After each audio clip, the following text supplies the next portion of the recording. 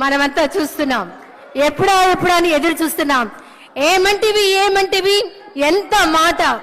ఆచార్య దేవ విశ్వవిఖ్యాత నట సార్వభౌమ ఎన్టీఆర్ గారి అమోఘమైన అద్భుతమైనటువంటి ప్రపంచమంతా పేరు ప్రఖ్యాతులు సంపాదించిన ఒక దుర్యోధనుడి పాత్రను ఇప్పుడు మనమంతా వీక్షించబోతున్నాం.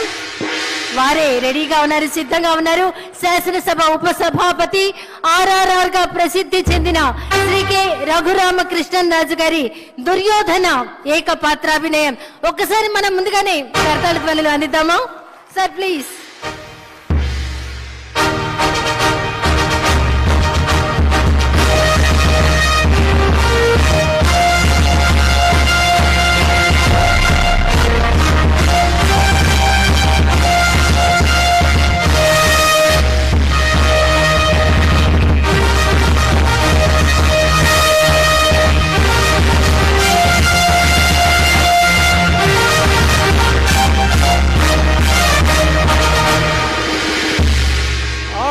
ఆచార్య దేవా ఏమంటివి జాతి నెపమన సోతసుతుని కింద నిలువ అర్హత లేదందువా.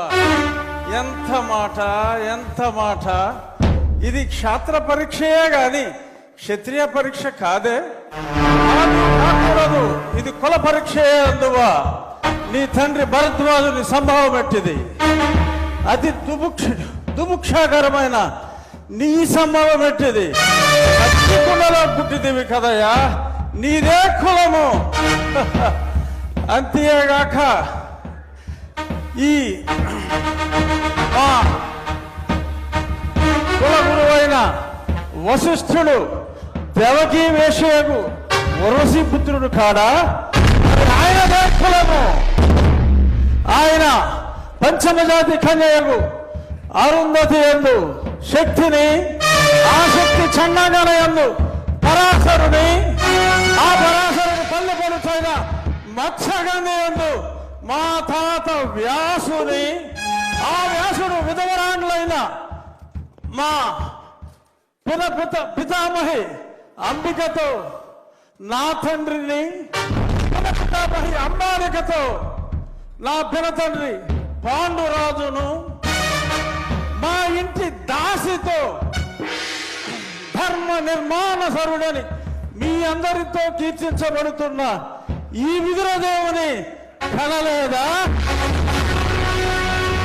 నాతో చెప్పిందేమయ్యా. బట్టి క్షత్రబీజ ప్రాధాన్యములతో సంకరమైన మా గురువంశము ఏనాడో కులహీనమైనది. నేను కులము వ్యర్థవాదములకు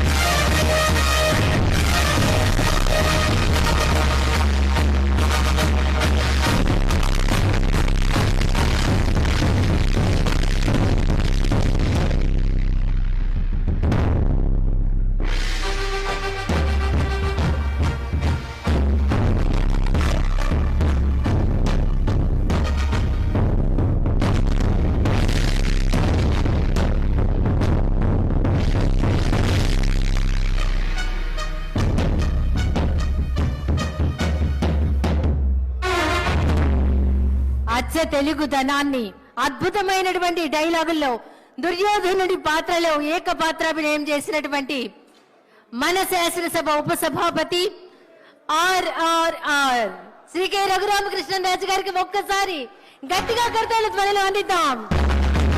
అభినందనలు సార్.